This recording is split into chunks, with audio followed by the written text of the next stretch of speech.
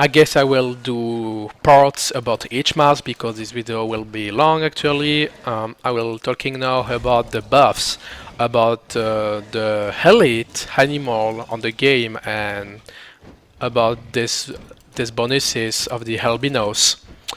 There is on this map, if I remember, let me think, 4 buff. If I really remember, no, 5 buff actually. No, 6. Well, really sorry, I need to count. I will show you all of the buff. We are back here.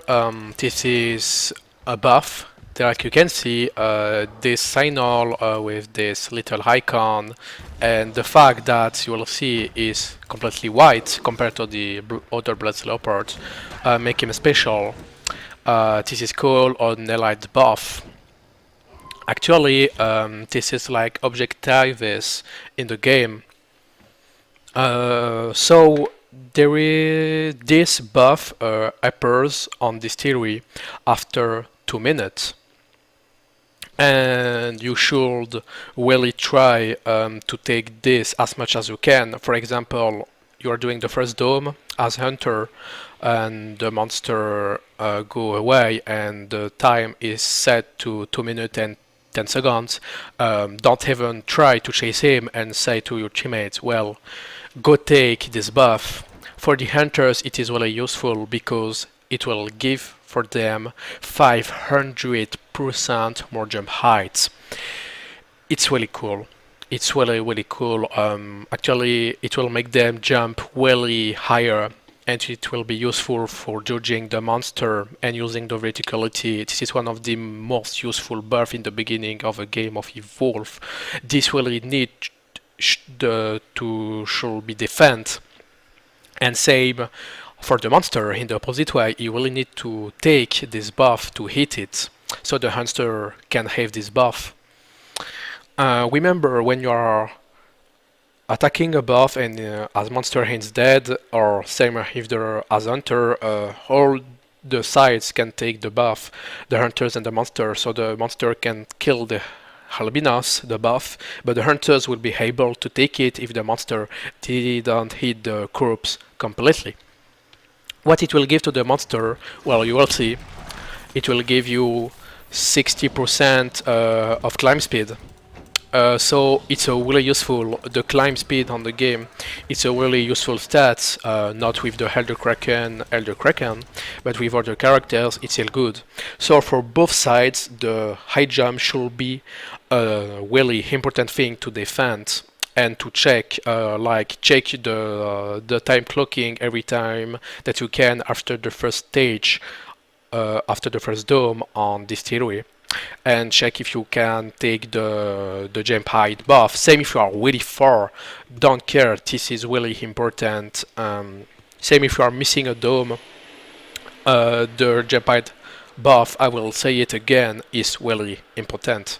Remember, this albinos won't appear until 2 minutes and it will spawn at the place that I showed you.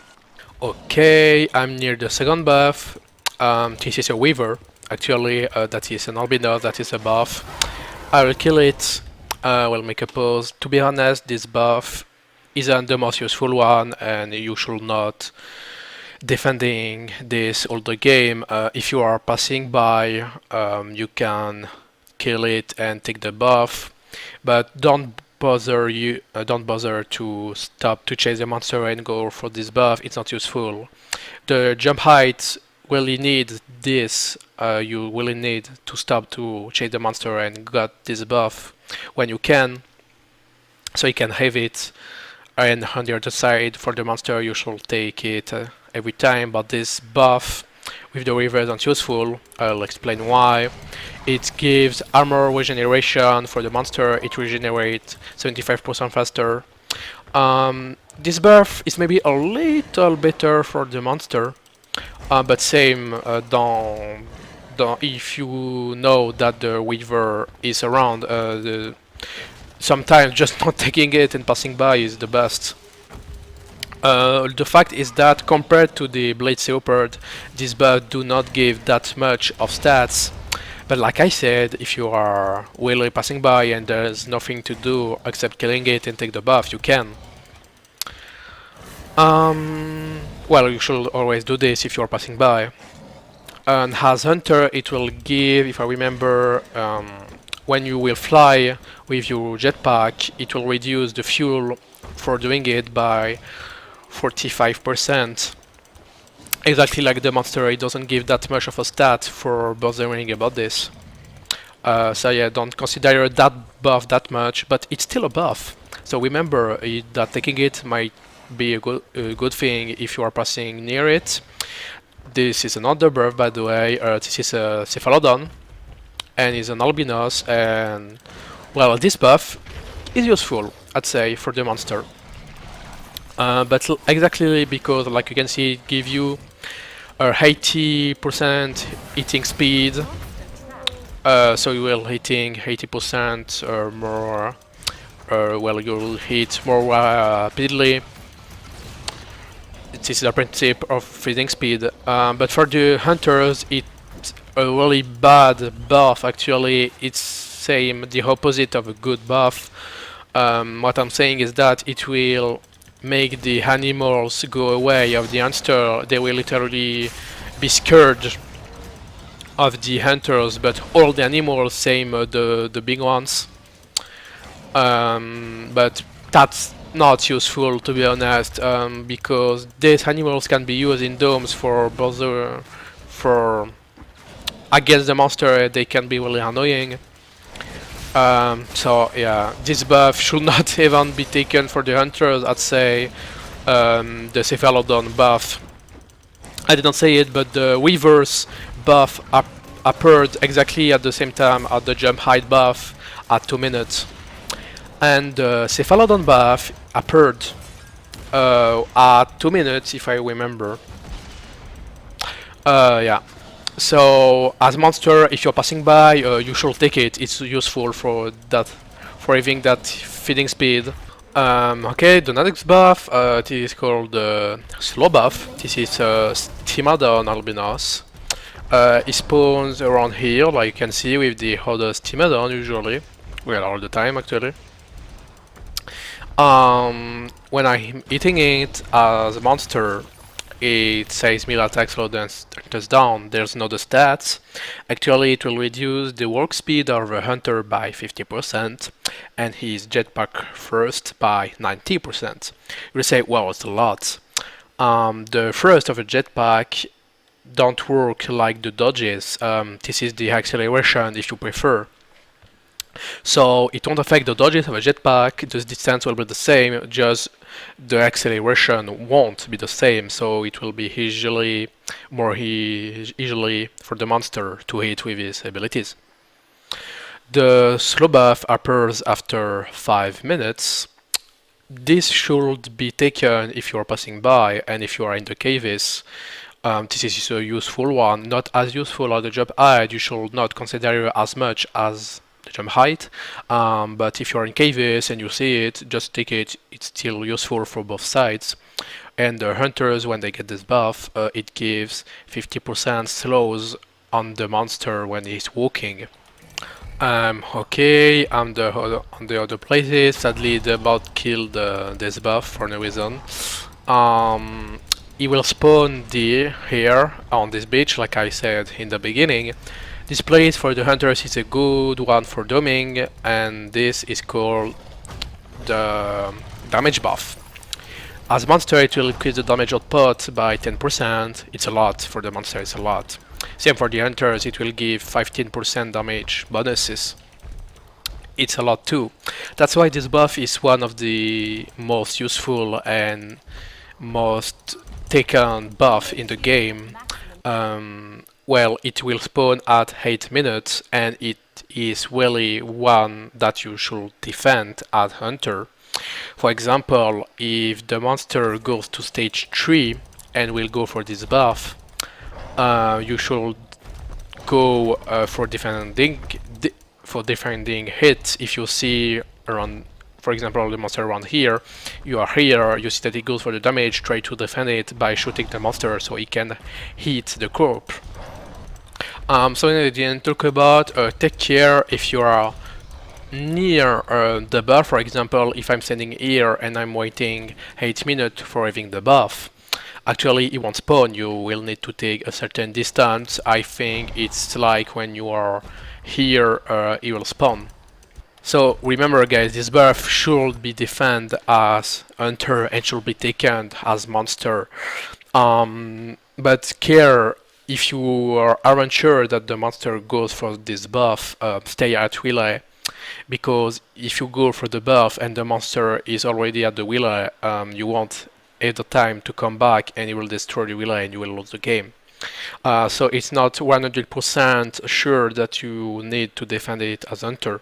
And usually the monster have the advantages of the speed, so he will take the buff. But if you see that the monster is on stage 3, only stage 2, or he just evolved, you can say to your allies, hey, let's take the damage buff if the time passed 8 minutes. Okay, I will show the last buff on this map. Never mind, I forgot one. This is called the movement speed buff. Actually, it's a useful one for both the monster and the hunter, exactly like the slow buff. If you are passing by, you should take this.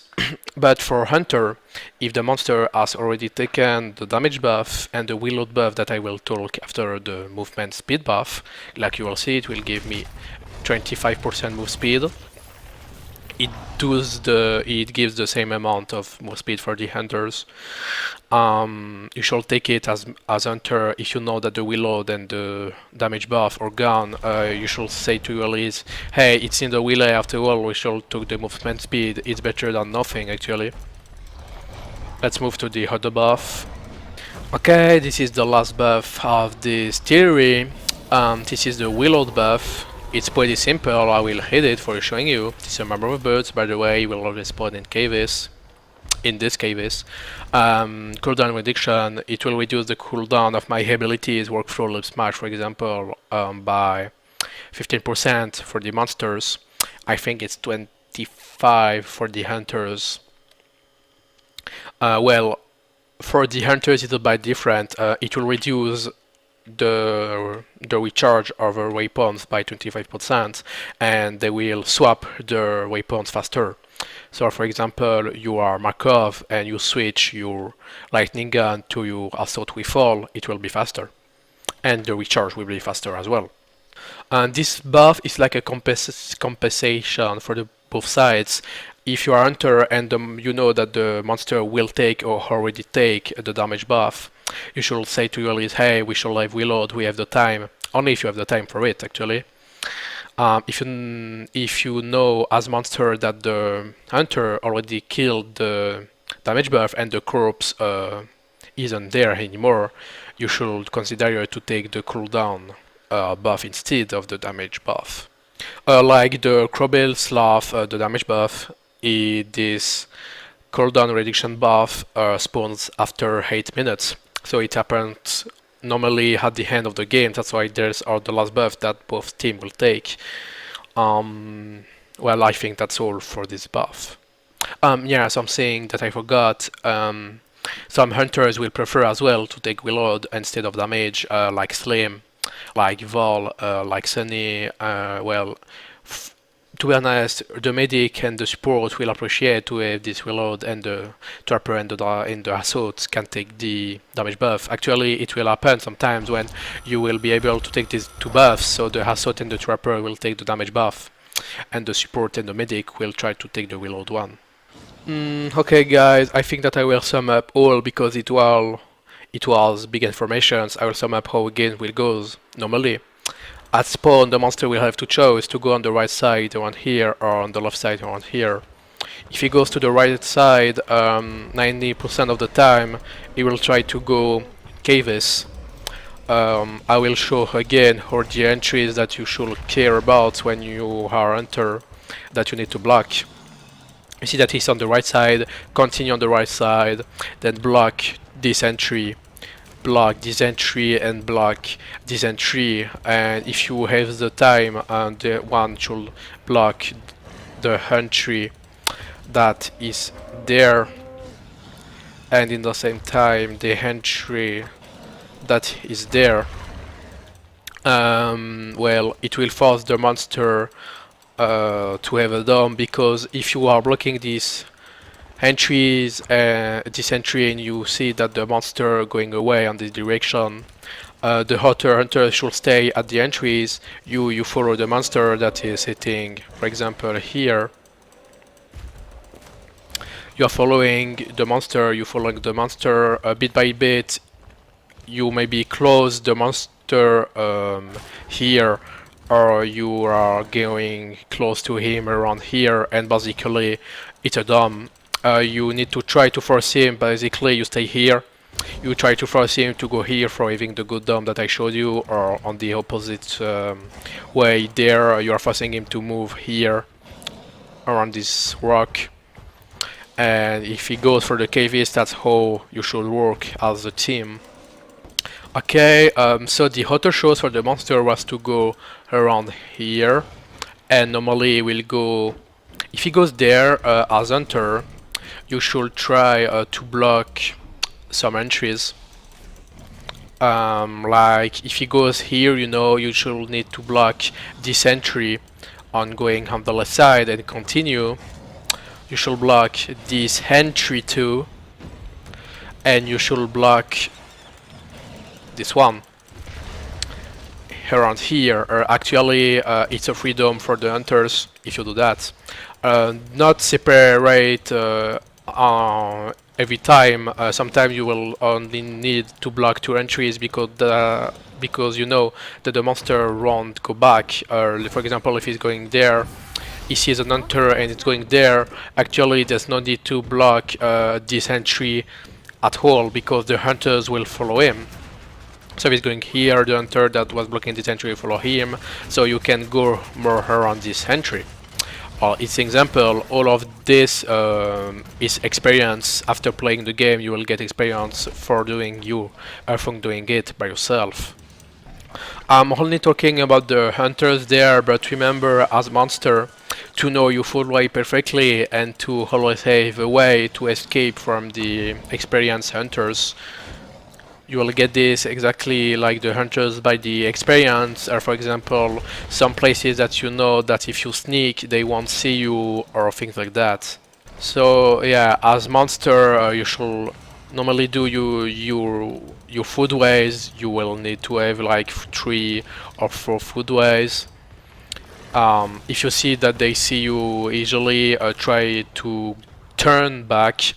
Turning back in the game as monster, for example, like you see, if the monster goes around here, and normally the hunter won't even bother to block this entry, the monster can go back where he was if you know that the hunter blocked the other entries if you are using the smell. And turning back so the hunters won't have the opportunity to dome you.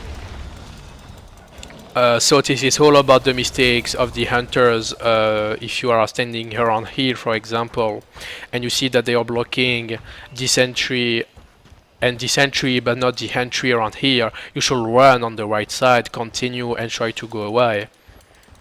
So all the things that I say for the hunters can be, well, the monster can defend himself.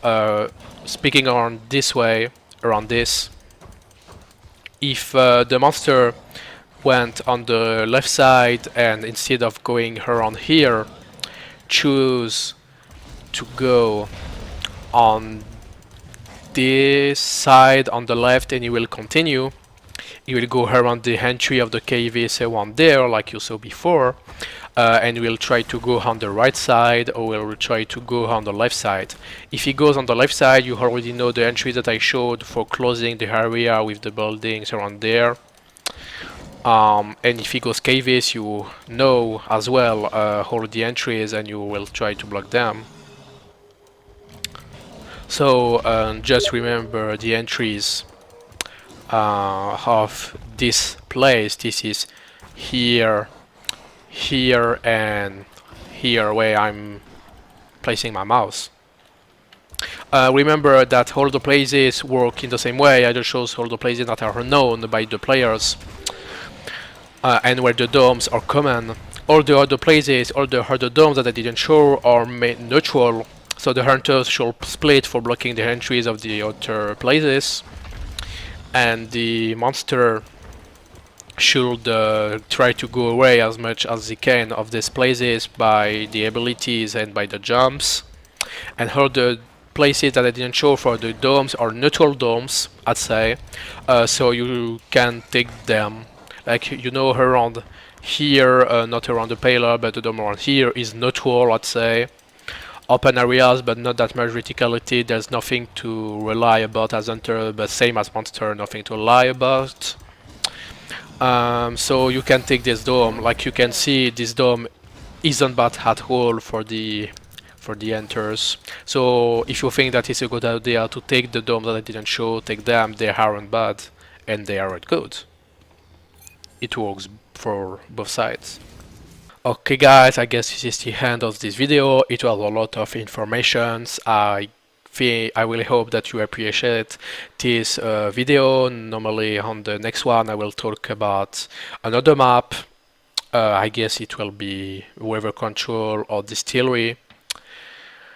So this is the end of this video, and always remember guys, evolve is life.